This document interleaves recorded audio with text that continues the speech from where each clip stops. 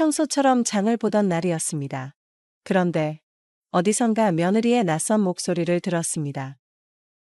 어머님 일은 제가 처리할게요. 그 한마디가 마음을 깊게 흔들었습니다. 이 일을 알기 전까지 말순 씨의 하루는 늘 같았습니다. 오늘 같은 날엔 집에만 있어야 하는데. 정말순 씨 72살. 남편 없이 혼자 산 지 8년째입니다. 장 보러 나온 길. 비를 맞고 돌아오는 발걸음이 무겁습니다. 대문 옆 낡은 우편함. 열쇠를 꺼냅니다. 광고지 몇 장. 그리고 은행 봉투 하나. 손이 젖어서 봉투가 약간 찢어졌습니다. 안에 든 종이 한 장. 자동이체 내역서였습니다. 이체 날짜. 남편 제사 하루 전날입니다. 거래처 이름에는 장기요양이라는 단어가 보입니다. 그리고 그 얼마 아래 이체 신청일자. 일주일 전 아들 내외를 만나 식사를 했던 즈음입니다. 고질적인 허리 통증으로 힘들다 말했던 그때인가. 말순 씨는 내역서를 한참 들여다봅니다. 내가 모르는 일이 또 있었구나. 말순 씨의 입술이 미세하게 떨립니다. 말순 씨는 이 집에서 40년을 살았습니다. 아이들을 키우고 남편을 간병하고 혼자가 된 뒤에도 이 집을 지켜왔습니다.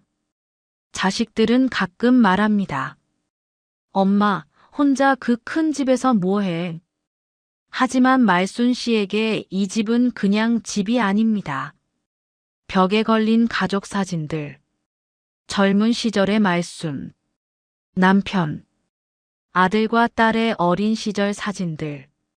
말순 씨에게 이 집은 어디에도 대신할 수 없는 평생의 시간들이 담긴 집이었습니다. 그 시간들에는 함께 살아온 가족의 모든 순간이 고스란히 스며 있었습니다. 큰아들 김도현, 46살 중견기업 과장입니다.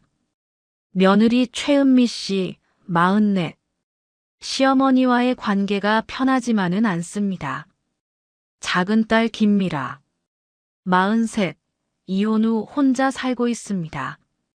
그리고 손자 김서준, 20살 대학생입니다. 말순 씨가 가장 아끼는 손자입니다. 도현 씨 부부는 바쁩니다. 맞벌이에 대출에 아이 교육비에 시간은 늘 부족하고 신경 쓸 일은 너무 많습니다. 며칠 전이었습니다. 은미 씨가 누군가와 통화하는 모습을 도현 씨가 힐끗 봤습니다. 네, 상담은 다음 주쯤 다시 잡아주세요. 도현 씨는 고개를 돌렸습니다. 묻지 않았습니다. 작은 딸 미라 씨는 엄마와 자주 통화하지 않습니다. 일주일에 한 번. 짧게 안부만 묻습니다. 엄마, 괜찮으세요? 응, 괜찮다. 그게 전부입니다. 미라 씨 마음 한구석엔 오래된 무언가가 있습니다. 아직 풀리지 않은 감정. 손자 서준이는 다릅니다. 일주일에 2~3번 할머니 집에 들립니다. 할머니, 뭐 필요한 거 없어요? 말순 씨는 늘 말합니다. 아무것도 필요 없어. 내가 오는 게 제일 좋다. 서준이는 어릴 때부터 할머니와 가까웠습니다. 다음 날 아침, 밤새 잠을 설쳤습니다. 자동이체 내역서를 보고 또 봅니다. 장기요양. 이 단어가 무엇을 의미하는지 말순 씨는 알고 있습니다. 8년 전 남편을 간병할 때 며느리가 조심스럽게 꺼낸 이야기였으니까요. 어머니, 요양보호사분이라도 아니면 전문시설을. 말순 씨는 고개를 저었습니다. 내가 할 수 있어. 내 남편인데 내가 봐야지. 그렇게 3년을 혼자 간병했습니다. 허리가 망가지도록. 그때 은미 씨는 더 이상 말하지 않았습니다. 하지만 말순 씨는 알았습니다. 며느리 마음속에 두려움이 자리 잡았다는 걸. 또 이런 일이 오면 이번엔 내가 책임져야 하는 거 아닌가. 내가 직접 모셔야 하는 건 아닌가. 그 두려움. 그리고 지금 그 두려움이 다시 떠오른 겁니다. 아들에게 물어봐야 할까요? 손가락이 떨립니다. 전화가 연결됩니다. 네, 엄마. 도연아, 엄마가 물어볼 게 있는데. 무슨 일이세요? 은행에서 이상한 내역서가 왔더라. 전화 너머로 짧은 침묵이 흐릅니다. 어떤 내역서를 말씀하시는 거예요? 자동이체 내역서가 왔어. 서준이가 한 번씩 챙겨보라고 신청해 줬었거든. 아, 그거요. 말순 씨는 기다립니다. 잠시간의 침묵이 이어집니다. 엄마, 지금 회의 들어가야 해서. 나중에 얘기할게요. 전화가 끊어졌습니다. 답을 해주지 않았습니다. 나중에. 이 말이 무엇을 의미하는지 말순 씨는 알고 있습니다. 말하기 곤란한 일이라는 뜻입니다. 사흘이 지났습니다. 도연에게서 연락은 없었습니다. 그날 말순 씨는 반찬거리를 사러 시장을 돌고 있었습니다. 그러다 익숙한 뒷모습 하나가 눈에 들어왔습니다. 며느리 은미였습니다. 어깨를 살짝 움츠린 채 조심스레 주변을 살피며 전화를 받고 있었죠. 말순 씨가 며느리를 부르며 다가가려 했을 때 어머님 일은 제가 알아서 처리할게요. 시끌한 시장 소리 사이로 그 말만은 유난히 또렷하게 들렸습니다. 말순 씨는 그 자리에 멈춰 섰습니다. 입술이 미세하게 떨리고 손끝이 굳어버린 채 들고 있던 장바구니가 아래로 흔들렸습니다. 처리한다. 그 단어가 마음을 콕 찔렀습니다. 일이 아니라 사람이 처리되는 듯한 묘한 서늘함이 등을 타고 내려왔습니다. 그리고 은미의 표정.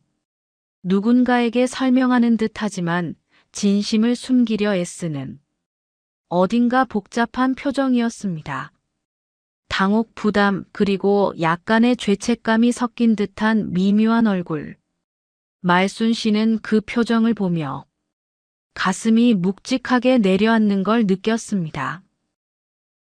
집으로 돌아왔습니다. 현관문을 밀어 열고 장바구니를 조용히 내려놓았습니다. 그리고 한참을 그대로 서 있었습니다. 눈빛은 허공을 향해 있었지만 얼마 전 들은 그 한마디가 또렷하게 귓가에서 반복됐습니다. 말순 씨의 얼굴에 혼란, 슬픔, 그리고 아주 작은 두려움이 교차했습니다. 내가 뭔가 모르고 있구나. 그 순간 마음속 어딘가가 깨졌습니다. 그리고 알 수 없는 확신이 밀려왔습니다. 말순 씨는 결심했습니다. 직접 가보기로. 아들 집에 김치를 담그고 반찬을 준비했습니다. 엄마가 해준 반찬이라는 이유만 있으면 아들 집에 갈 수 있으니까요. 초인종을 눌렀습니다. 아무도 나오지 않았습니다. 아들 내외는 회사에, 서준이는 학교에 가 집이 비어있을 시간이었습니다. 하지만 말순 씨는 비밀번호를 알고 있습니다. 손자가 아직 어렸던 시절, 맞벌이로 늘 집을 비워야 했던 도연 부부 대신 서준이가 돌아오기 전에 간식과 밥을 챙겨주러 종종 들렀던 터라 말순 씨는 이 집 비밀번호를 자연스레 알고 있었습니다. 서준이가 대학에 간 지금도 말순 씨는 반찬과 김치를 챙겨주러 종종 들르곤 했습니다. 문을 열고 들어갔습니다. 김치를 넣고 반찬도 평소처럼 정리했습니다. 집은 조용했습니다. 평소와 다를 것 없는 조용함인데 오늘은 그 조용함이 괜히 마음을 눌러왔습니다. 말순 씨는 거실을 한 바퀴 바라봤습니다. 벽시계는 일정하게 째깍이고 쿠션도 제자리에 놓여 있었습니다. 모든 게 그대로인데 이상하게 마음만은 그대로가 아니었습니다. 그때였습니다. TV 옆 서랍이 살짝 열려 있었습니다. 정리하려고 밀었는데 제대로 안 들어갑니다. 안에 뭔가 걸린 것 같았습니다. 서랍을 열었습니다. 안에 팸플릿이 있었습니다. 실버 케어 센터, 24시간 전문 요양 서비스, 가족이 안심할 수 있는 곳, 그리고 그 위에 손글씨 메모, 입소 가능 확인 완료, 상담 2차 예정, 가족 동의만 남음. 두 사람의 글씨였습니다. 하나는 은미 씨의 필체, 하나는 도현의 필체. 말순 씨의 손이 떨렸습니다. 가족 동의만 남음. 가족. 그 가족 안에 정작 자신은 없었습니다. 자신의 삶에 대한 결정을 자신 없이 진행하고 있었습니다. 말순 씨는 한참을 그대로 앉아 있었습니다.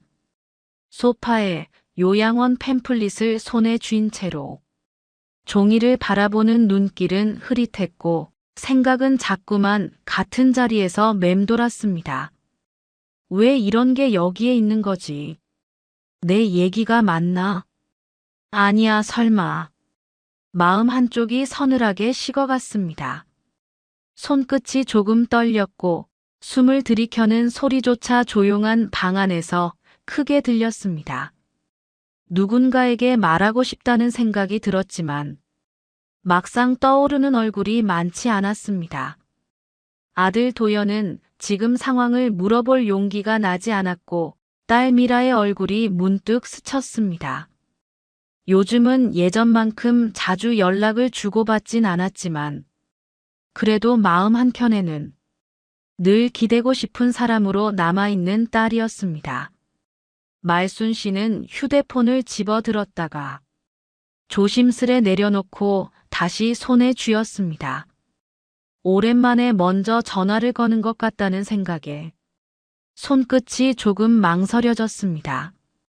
하지만 지금 이 순간 이 마음을 감당할 사람은 딸밖에 없다는 생각이 천천히 그러나 분명하게 자리 잡았습니다. 말순 씨는 조심스럽게 전화를 걸었습니다. 엄마, 무슨 일이에요? 미라야, 엄마가 지금 오빠 집인데. 목소리는 떨렸고 숨이 한 번씩 고르지 못했습니다. 왜요? 무슨 일 있어요? 30분 후, 미라 씨는 급하게 달려왔습니다. 엄마를 본 순간 뭔가 잘못됐다는 걸 느꼈습니다. 엄마, 왜 그래요? 말순 씨는 팸플릿을 내밀었습니다. 미라 씨는 팸플릿을 천천히 넘겨보았습니다. 한 장 또 한 장 손끝으로 확인하며 메모까지 읽어내려가던 미라 씨의 얼굴이 굳었습니다. 잠시 아무 말도 하지 못했습니다. 눈길이 팸플릿과 엄마 얼굴 사이에서 흔들렸습니다. 오빠가 이걸 엄마 몰래 했다고. 목소리는 놀란 듯 작게 떨렸습니다. 화보다 먼저 찾아온 건 믿기 힘든 당황스러움이었습니다. 미라 씨는 숨을 한 번 가다듬었습니다. 오빠라면 그러지 않을 거라. 어느 정도는 믿고 있던 마음이 그 순간 흔들렸습니다. 그리고 어쩐지 오래전부터 가슴 어딘가에 남아있던 작은 서운함이 슬며시 고개를 들었습니다. 엄마를 보는 미라 씨의 시선이 잠시 부드러워졌습니다. 황당함과 짠한 마음, 그리고 설명할 수 없는 복잡함이 한꺼번에 밀려오는 듯 했습니다. 그때 현관문이 열렸습니다. 손자 서준이가 들어왔습니다. 대학 수업 끝나고 할머니 댁에 가려던 길이었습니다. 할머니, 집에 와 계셨네요. 서준이는 집에 들어오자마자 거실 공기가 평소와 다르다는 걸 느꼈습니다. 할머니가 손에 쥐고 있는 팸플릿, 옆에서 굳은 표정으로 앉아 있는 고모. 서준이는 조심스럽게 두 사람 사이를 바라보다가 천천히 팸플릿 쪽으로 시선을 옮겼습니다. 이게 뭐예요? 서준이의 목소리는 아주 작았습니다. 어린 마음에도 이게 쉽게 묻고 넘길 수 있는 게 아니라는 걸 느낀 듯 했습니다. 잠시 말이 없었습니다. 며칠 전부터 느껴지던 묘한 분위기, 아버지의 낮은 목소리, 어머니가 서류를 챙기던 뒷모습, 할머니에게는 아무 말 하지 않던 두 사람. 그 장면들이 한꺼번에 머릿속으로 떠올랐습니다. 서준이는 숨을 한번 들이켰습니다. 그리고 조금 망설인 뒤 조용히 입을 열었습니다.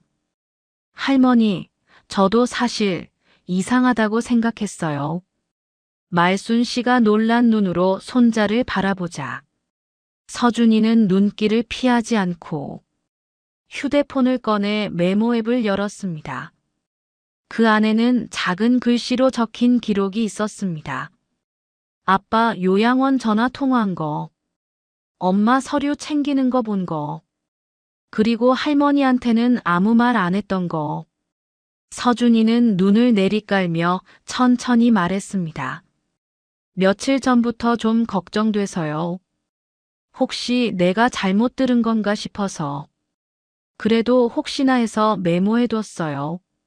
말투는 또박또박했지만 그 속에는 알 수 없는 불안과 할머니에 대한 걱정이 조심스럽게 스며 있었습니다. 세 사람은 한동안 말이 없었습니다. 말순 씨는 팸플릿을 다시 봤습니다. 가족 동의만 남음. 동의해야 할 가족은 지금 여기 있습니다. 하지만 아무도 물어본 적이 없습니다. 저녁 7시. 도현과 은미 씨가 집에 돌아왔습니다. 현관문을 여는 순간 이상한 기운을 느꼈습니다. 거실에 세 사람이 앉아 있었습니다. 엄마, 미라도 왔어. 서준이도. 말순 씨는 천천히 팸플릿을 들어 올렸습니다. 도현의 얼굴이 하얗게 질렸습니다. 은미는 입술을 깨물었습니다. 이게 뭐니? 조용한 목소리였습니다. 하지만 그 안에 담긴 감정은 조용하지 않았습니다. 도현은 한참을 말하지 못했습니다. 엄마, 그게 왜 엄마한테 말 안 했어? 도현은 소파에 주저앉았습니다. 걱정하실까봐. 걱정? 말순 씨는 아들을 봤습니다. 내일인데 내가 걱정하면 안 되니? 도현은 고개를 들지 못했습니다. 은미 씨가 조심스럽게 입을 열었습니다. 어머님, 저희도 사정이 있었어요. 사정? 저희도 요즘 너무 힘들어요. 회사 일에, 대출 이자에, 서준이 학비에. 은미의 목소리가 떨렸습니다. 그리고 솔직히 말씀드리면 은미는 말을 이었습니다. 어머님이 혹시라도 편찮으시면 저희가 직접 모셔야 하는 거 아닌가요? 그게 두려웠어요. 말순 씨는 숨이 막혔습니다. 그 말이, 그 솔직한 말이 가슴을 찔렀습니다. 도현이 말했습니다. 엄마, 저희도 엄마를 생각한 거예요. 요즘 허리도 많이 안 좋으시고 전문가들이 있는 곳이 더 안전하잖아요. 엄마 혼자 집에서 넘어지시기라도 하면 저희가 어떻게 해요? 회사는 또 어떻게 다녀요? 돈은 어떻게 벌고요? 말순 씨는 아들을 봤습니다. 그 말들이 틀린 말은 아니었습니다. 하지만 어딘가 잘못됐습니다. 그때 은미 씨가 말했습니다. 그리고 어머님, 이인은 어머님이 걱정돼서 그런 거예요. 그래서 저한테 알아보라고 했고요. 순간 도현이 은미를 쳐다봤습니다. 뭐, 내가 먼저? 당신이 먼저 요양원 이야기 꺼냈잖아.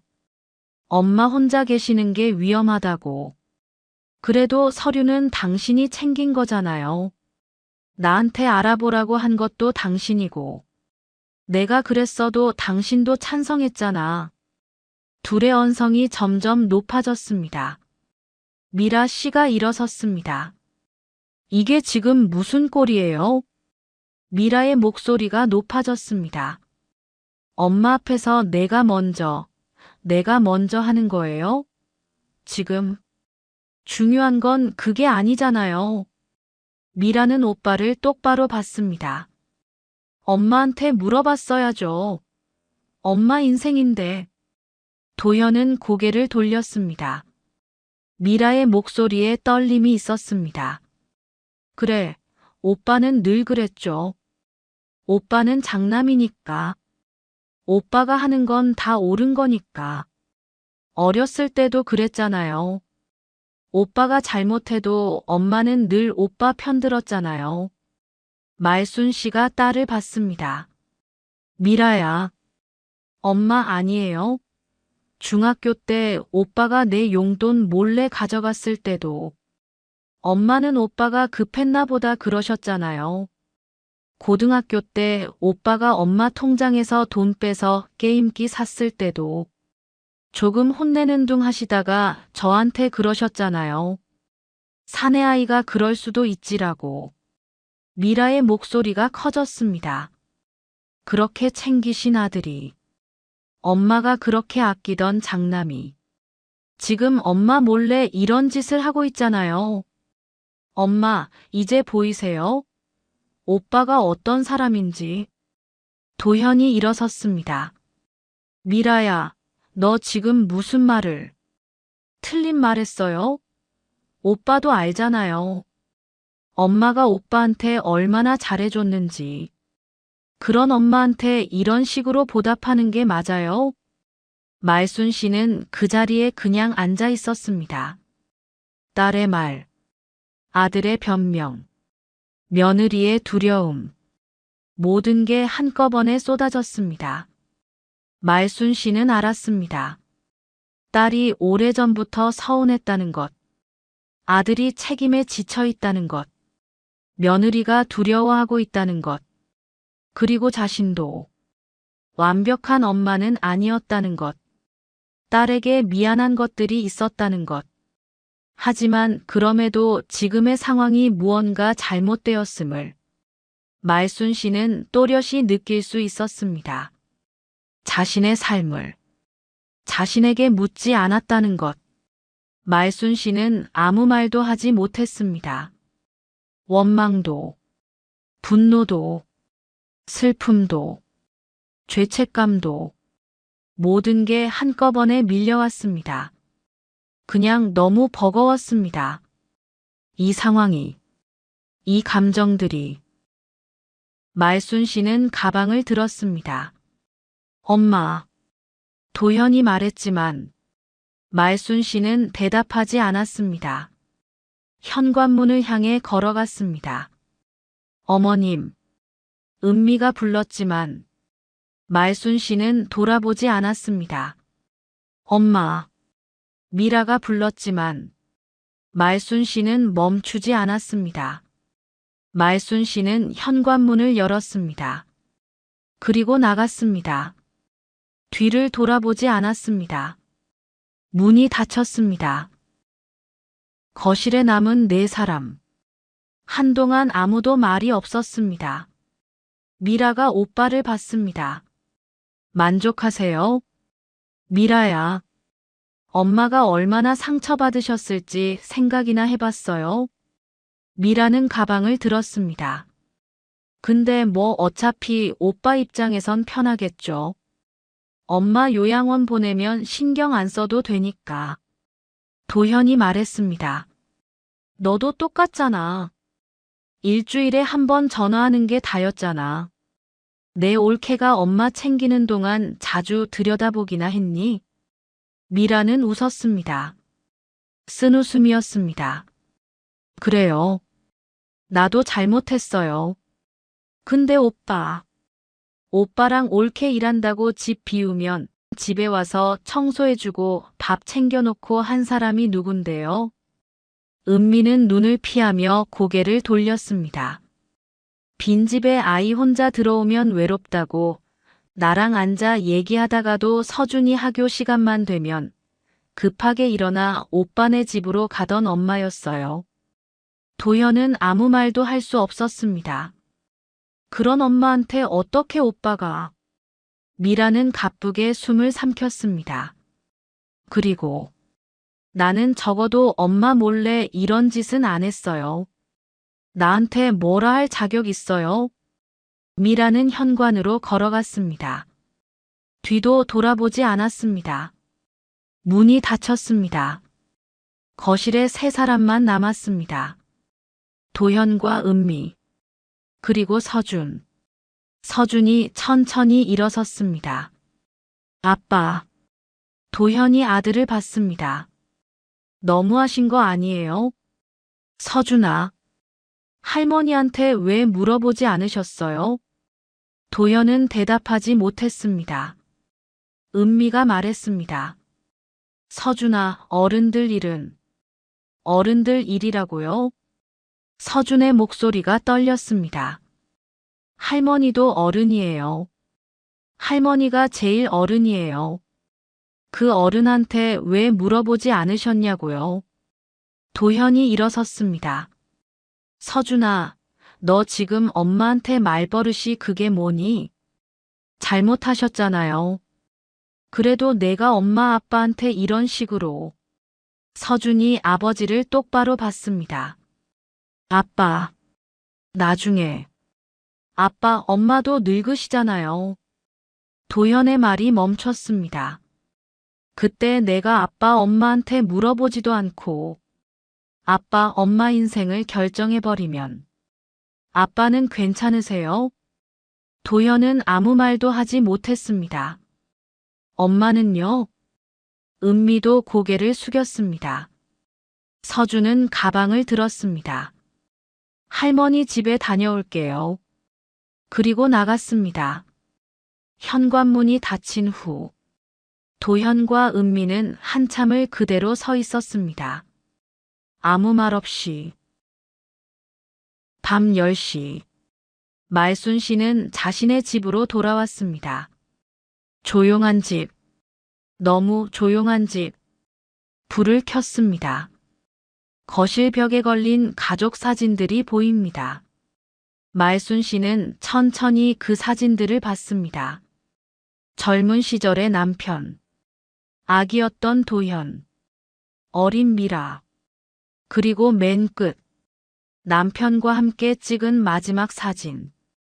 8년 전, 남편이 아프기 전에 찍은 사진. 말순 씨는 그 사진을 벽에서 내렸습니다. 소파에 앉았습니다. 사진을 무릎에 올려놓고 한참을 바라봤습니다. 여보. 작은 목소리였습니다. 나 뭘 잘못한 걸까요? 남편은 대답하지 않았습니다. 사진 속에서 그저 미소 짓고 있을 뿐이었습니다. 말순 씨는 생각했습니다. 도현이의 말. 전문가들이 있는 곳이 더 안전하다. 틀린 말은 아니었습니다. 은미의 말. 직접 모셔야 하는 게 두려웠다. 이해할 수 없는 말도 아니었습니다. 미라의 말. 엄마는 늘 오빠 편만 들었다. 거짓말도 아니었습니다. 모두 틀린 말은 아니었습니다. 하지만 어딘가 잘못됐습니다. 내 인생인데. 말순 씨는 중얼거렸습니다. 왜 나한테 물어보지 않았을까? 밤이 깊어갔습니다. 말순 씨는 사진을 안고 소파에 앉아 있었습니다. 아들을 원망하고 싶지 않았습니다. 며느리를 미워하고 싶지 않았습니다. 딸에게 미안했습니다. 하지만 동시에 자신도 억울했습니다. 어떻게 해야 하는 걸까요? 어떻게 말해야 하는 걸까요? 시계가 12시를 가리켰습니다. 새벽 1시, 2시. 말순 씨는 밤새 잠들지 못했습니다. 남편 사진을 안고 오만 가지 생각을 했습니다. 다음 날 아침, 초인종 소리. 말순 씨는 문을 열었습니다. 서준이었습니다. 손에 따뜻한 빵 봉지를 들고 있었습니다. 할머니, 아침 드셨어요? 말순 씨는 손자를 봤습니다. 눈이 빨갛게 부어 있었습니다. 들어와라. 부엌에서 서준이 빵을 꺼내고 우유를 데웠습니다. 말순 씨는 그 모습을 조용히 봤습니다. 할머니, 서준이 테이블에 앉으며 말했습니다. 어젯밤 잠 못 주무셨죠? 말순 씨는 대답하지 않았습니다. 저도 잘 못 잤어요. 서준의 목소리가 떨렸습니다. 할머니 생각하니까 너무 화가 나서. 화낼 것 없어. 말순 씨가 말했습니다. 내 아빠도 나름대로 사정이 있었을 거야. 아니에요. 서준이 할머니를 똑바로 봤습니다. 아빠가 틀렸어요. 할머니한테 물어봤어야 해요. 아빠가 나중에 늙으시면. 서준의 목소리가 작아졌습니다. 나도 아빠한테 똑같이 할 수 있어요. 아빠 몰래 다 정해놓고. 그런데 그게 맞는 건가요? 말순 씨는 손자의 손을 잡았습니다. 아유, 그러면 안 되지. 그죠? 그러면 안 되는 거죠. 서준이 눈물을 닦았습니다.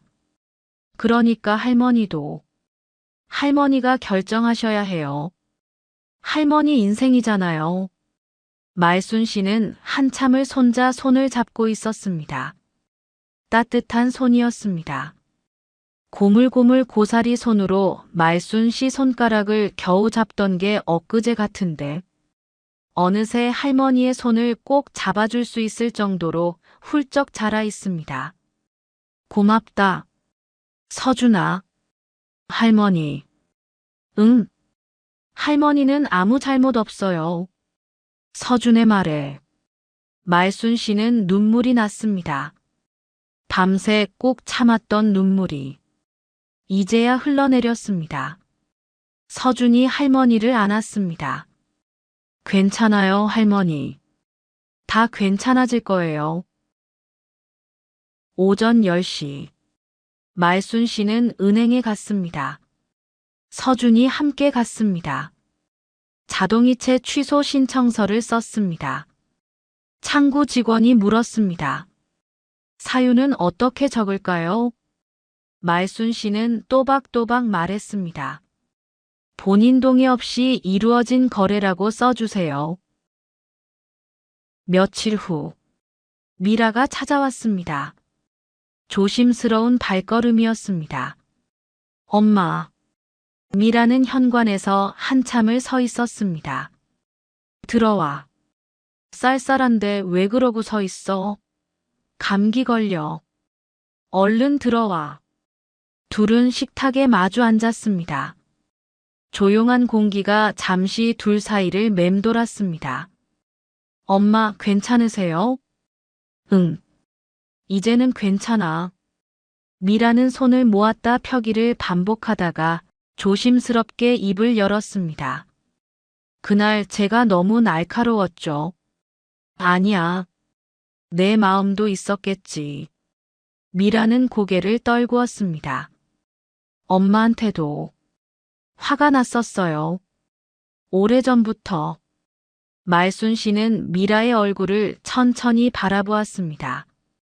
그 눈빛에 담긴 것들이 이제는 조금 보이는 듯 했습니다. 엄마도 알고 있었어. 정확히 뭘 잘못했는지는 몰라도 내가 나한테 섭섭하다는 건 오래전부터 느끼고 있었어. 미라가 눈시울을 붉혔습니다. 엄마는 항상 오빠 편 같았어요. 그래서 제가 어떤 말을 해도 안 들리는 것 같았고, 말순 씨가 미라의 손 위에 조심히 손을 올렸습니다. 미라야, 엄마가 그땐 정말 많이 서툴렀다. 어떻게 해야 너희 둘이 덜 상처받을지. 그걸 잘 몰랐던 것 같아. 미라는 처음으로 엄마의 그런 말에 눈을 맞췄습니다. 엄마가 오빠만 챙긴 게 아니라는 건 이제는 알아요. 근데 어린 마음엔 그게 참 아팠어요. 말순 씨는 고개를 끄덕였습니다. 미안하다. 그런 마음을 너 혼자 품고 살게 해서. 잠시 침묵이 흘렀습니다. 말순 씨가 부드럽게 말을 이었습니다. 미라야, 오빠 일은 너한테 이해하라고 말하고 싶은 마음이 아니야. 미라가 놀란 듯 엄마를 바라봤습니다. 지금은 오빠도 잘못한 게 많지. 그리고 그건 그 사람이 풀어야 할 문제고 내가 대신 감당할 일은 아니야. 말순 씨는 깊게 숨을 내쉬었습니다. 다만 엄마가 바라는 건 너희가 서로를 미워하지 않고 언젠가는 편하게 마주볼 수 있으면 좋겠다는 거야. 미라의 눈에 눈물이 고였습니다. 그건 나도 그래요, 엄마. 둘 사이에 오래 묵은 감정이 조금씩 아주 천천히 풀려가기 시작했습니다. 완전히 풀린 건 아닙니다. 오래된 상처는 쉽게 낫지 않으니까요. 하지만 시작은 됐습니다. 일주일 후, 서준이가 다시 찾아왔습니다. 할머니, 뭐 필요한 거 없어요? 없어. 내가 오는 게 제일 좋다. 여느 때와 같은 대화였지만, 이제는 조금 다른 무게로 들렸습니다. 서준이는 알고 있었습니다. 이 대화가 얼마나 소중한지. 도연에게서 연락이 왔습니다. 문자였습니다. 엄마, 죄송합니다. 다시는 엄마 몰래 이런 일 하지 않겠습니다. 시간을 주세요. 말순 씨는 한참을 그 문자를 봤습니다. 답장하지 않았습니다. 아직은. 하지만 언젠가는 이야기를 나눌 날이 올 겁니다. 천천히. 서두르지 않고. 말순 씨의 일상은 계속됩니다. 아침에 일어나 커피를 끓이고, 화분에 물을 주고, 창문을 엽니다. 혼자지만 외롭지는 않습니다. 서준이가 자주 옵니다. 미라도 예전보다 자주 옵니다. 어느 가을 오후, 말순 씨는 다시 우편함을 열었습니다. 이번에는 비가 오지 않았습니다. 햇살이 따뜻했습니다. 우편함 안에는 광고지 몇 장뿐이었습니다. 말순 씨는 우편함을 닫았습니다. 그리고 천천히 집으로 들어갔습니다. 모든 게 해결된 건 아닙니다. 아들과의 관계도, 딸과의 상처도 완전히 나은 건 아닙니다. 하지만 말순 씨는 알게 됐습니다. 자신의 삶은 자신이 결정할 수 있다는 것을. 그것만으로도 오늘은 괜찮습니다. 누군가를 위한다는 것. 그건 그 사람의 삶을 대신 결정하는 게 아니라 그 사람이 스스로 결정할 수 있도록 기다려주는 것인지도 모릅니다.